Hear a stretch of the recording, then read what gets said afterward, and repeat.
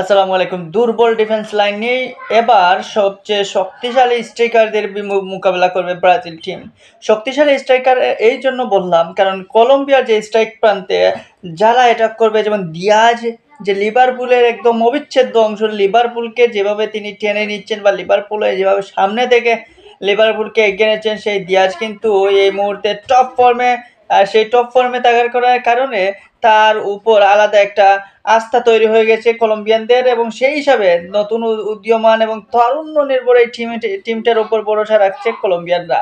তাই ব্রাজিলের যে ডিফেন্স লাইন, এই ডিফেন্স লাইন সময়ের সেরা দুর্বল ডিফেন্স লাইন। ব্রাজিলের এই ডিফেন্স লাইনের উপর আপনি ভরসা করতে পারবেন না। এই ডিফেন্স লাইনের উপর যদি ভরসা করতে যান তাহলে নিশ্চিত আপনি ভুল করবেন, কারণ এই ডিফেন্স লাইনে দেখবেন মার্কিনহুইসের নেতৃত্বে যারা রয়েছে, ওয়ান্ডার যারা রয়েছেন, তারা কিন্তু তেমন পরীক্ষিত না, বা তারা কিন্তু বারবার ভুল করেন। দিয়াজ বা হামেস রদ্রিগেজকে থামানোর মতো ক্যাপাসিটি হয়তো তাদের আছে, কিন্তু সেটা ম্যাচে দেখাতে হবে। আমরা জানি ব্রাজিল ফুটবল টিম কতটা শক্তিশালী। কোনো টুর্নামেন্ট আসলে এই মুহূর্তে বিশ্বকাপ বাছাই পড়বে তারা রয়েছে পঞ্চম স্থানে। তাদের যে এক ধাপ এগিয়ে চতুর্থ স্থানে রয়েছে কলম্বিয়া। কলম্বিয়ার 19 পয়েন্ট, ব্রাজিলের রয়েছে 18 পয়েন্ট, 1 পয়েন্টের ফারাক। তবে সেটা বড় বিষয় না। বিষয়টা হচ্ছে যে ব্রাজিল তাদের কবে সেই ছন্দময় ফুটবলে ফিরবে, এবং সেটা যদি ফিরতে পারে এই রিসেন্টলি যে দুই ম্যাচটা আমরা আগামীতে যে দুই ম্যাচটা আমরা খেলতে যাচ্ছি, যে কালকের ম্যাচে কলম্বিয়া কিংবা পরবর্তী যে 25 তারিখের ম্যাচে আর্জেন্টিনা, ওই দুইটা ম্যাচের উপর নির্ভর করবে অনেক কিছু। অনেক আশা ছিল ব্রাজিলিয়ান ফ্যানদের যে নেইমার এই দুইটা ম্যাচে খেলবেন, কিন্তু ভাগ্যবিধাতা নেইমারের পক্ষে কথা বলছেন না। নেইমার বারবার হোঁচট খাচ্ছেন তার সেই চিরচেনা ইনজুরির কাছে। সেই চিরচেনা ইনজুরি তাকে বারবার পরাস্ত করতেছে। সেই ইনজুরির কারণে আবারও মিস করলেন এই দুইটা ইম্পর্টেন্ট ম্যাচ, ব্রাজিল, আর্জেন্টিনা এবং কলম্বিয়ার সাথে। সো কলম্বিয়ার সাথে ব্রাজিল সবসময় কিন্তু হাড্ডাহাড্ডি একটা লড়াইয়ের মধ্যে থাকে। লাস্ট 5 দেখায় ব্রাজিল জিতেছে 2 বার, কিন্তু হেরেছে একবার, ড্র করেছে 2 বার।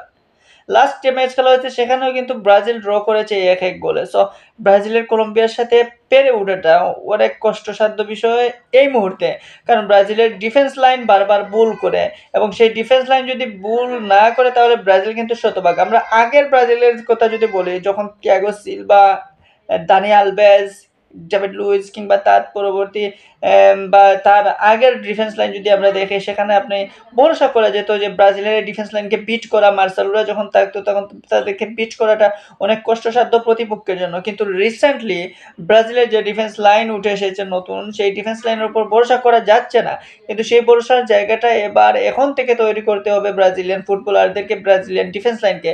কিন্তু আপনি ব্রাজিলের স্ট্রাইকার প্রান্ত নিয়ে নিশ্চিত থাকতে পারেন, নির্ভয় থাকতে পারেন, কারণ সেখানে ভিনিসিয়াস জুনিয়র কিংবা রদ্রিগো বা এনরিকে রয়েছেন সময়ের সেরা ফর্মে। এদেরকে বিট করা বা এদের বিপক্ষে যে কোনো ডিফেন্স লাইন কিন্তু হুমকির মুখে পড়বে। তাছাড়া রাফিনহা, যাকে নেক্সট ব্যালন ডি'অর জয়ী বাবা হচ্ছে, সেই রাফিনহাকে তো আর নতুন করে চিনানোর কোনো প্রয়োজন নাই। এই মুহূর্তে তিনি সেরা ছন্দে রয়েছেন। বার্সেলোনার এক অদম্য ব্যক্তি তিনি। বার্সেলোনাকে একাই নিচ্ছেন, টেনে নিচ্ছেন সেই বার্সার এই জাদুকরী রাফিনহা। যখন ব্রাজিলিয়ান দুর্গে থাকেন তখন ব্রাজিলিয়ানরা হয়তো সাহস পায় একটু বেশি। সো অ্যাটাকিং লাইন কিংবা মিডফিল্ড লাইন এগুলা নিয়ে ব্রাজিল নিশ্চিত কিছুটা হলেও দুশ্চিন্তামুক্ত থাকবে, কিন্তু ডিফেন্স লাইন নিয়েই ব্রাজিল বারবার এই মুহূর্তে পরীক্ষার মধ্যে পড়ছে, এবং সেই অভিজ্ঞ ডিফেন্স লাইনটাকে এই মুহূর্তে পরীক্ষা দিতে হবে এই কঠিন কলম্বিয়ার বিপক্ষে।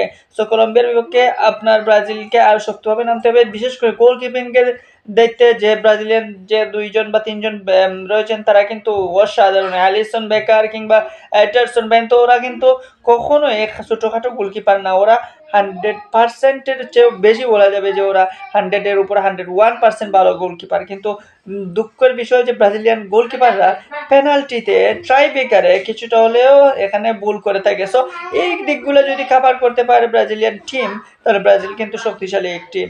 সো আশা করবো যে কলম্বিয়াকে সহজেই বিট করবে ব্রাজিল, এবং শক্তিশালীভাবে ফিরে আসবে, বাছাই পড়বে পয়েন্ট টেবিলের নাম্বার 3-র মধ্যে।